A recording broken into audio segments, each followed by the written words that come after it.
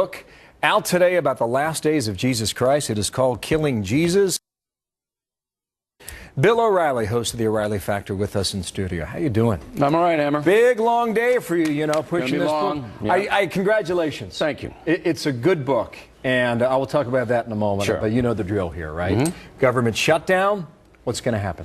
I don't know what's going to happen, but this is why people hate politics, because they being both parties, are looking out for themselves and not the country. Here's what should happen, all right? They extend the funding for a month. They talk it over.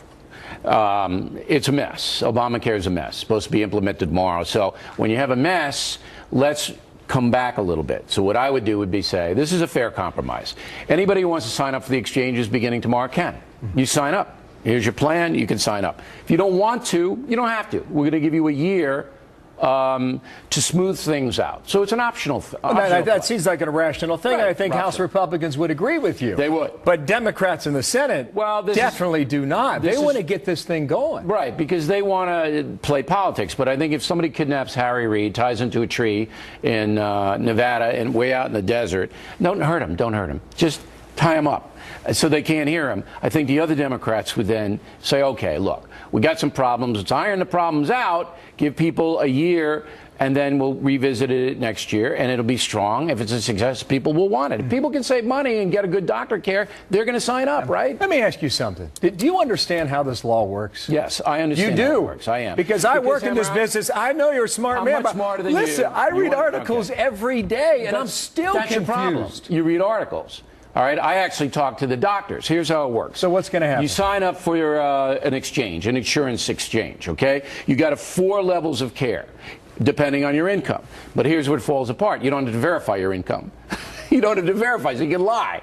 That's number 1, fraud city. But anyway, you're supposed to sign up, and if you make a certain amount of money, you pay a certain amount, and a private insurance company picks it up. Aetna says we don't want any part of it, so they've already bailed out. More chaos, okay?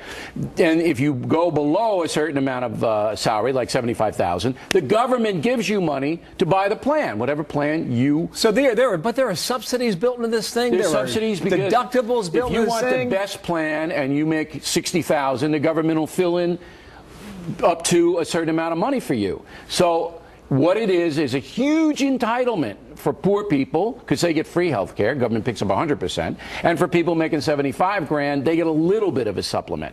That's what it is, Hammer. Okay. All right. I don't even think it's that simple, but put that to the side for now. This book is going to be a huge success. And I think when people start reading it, I think the one thing that will surprise them is the amount of Roman history that you provided during that time, that era. Now, why did you think that was so important to understand this? You read the book, right? Yes, I did. Okay. You have to contrast the message of Jesus to what was happening in Jesus' world to know why the people rallied around Jesus. Thousands of people were following him around. Why? Why? There's the miracle thing, and we get into that. But there's also, here are the Romans and the Jewish Sanhedrin stealing from the folks, stealing from them, folks didn't have anything, but taxing them up to here, all right, because it was a corrupt society. And here comes Jesus saying, don't do that, and actually getting angry about it, turning over the tables in the temple, the money changers. He was a threat. He was a subversive. And once Rome figured out that this guy could be a problem with our money supply, because they stole from the folks, went to the Jewish Sanhedrin, they took their cut, went to Pilate, he took his cut, went to Tiberius in Rome, he took his cut.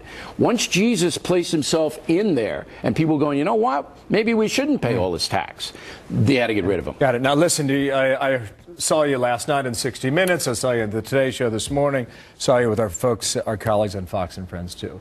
You're taking heat from a lot of different sides because of the style in which you wrote this book. Jesus Christ walking through the Mount of Olives. There's actually a dialogue that you insert into the book. Jesus was hungry. He went looking for a fig on a tree. I mean, explain how the style of the dialogue you were able to arrive at, because none of that is documented anywhere. It's oral history, and it is documented in places. It's oral. Look, let me just give you one simple example. John, the Apostle John, okay? He was there. He was there for the whole deal, the whole ride. He wrote John the Gospel on the Greek island of Patmos. It's documented. He wrote it as an elderly man. That's an eyewitness account. And John didn't embellish very much. Luke and Matthew did, but not John. So when you read John's gospel, he saw it happen. So you take what John writes, and then you compare it to what the Roman records were, the Jewish records were, even Islam wrote about Jesus. Even their historians wrote about him. And so you put it, all of the research, to see how it stacks up against the oral history of the Gospels, and presto, you have. I got you. And the Romans were brutal too, and I think you point that in many ways. And a crucifixion was a type of intimidation to well, just the people. cross on the cover of the book sends the message that this is a history book. That is the cross that Jesus was crucified on, not the small t that you see in the church, because that stem of the cross was in the Golgotha, in the ground. That was permanent. Yeah. And then they just put the top, they lowered it down. You see the ropes there. Now, just that sends the message that we're not fooling around in this book. This is what happened to Jesus. If you want to know, you read the book. If you don't want to know, fine with me. Listen, good luck with it. I know you don't need my luck. You're going to do terrific with it, as we saw with Lincoln and Kennedy and now this. Thank you. Nice to see you, Bill. All right. Martha. All right. Thanks, Bill. So the legal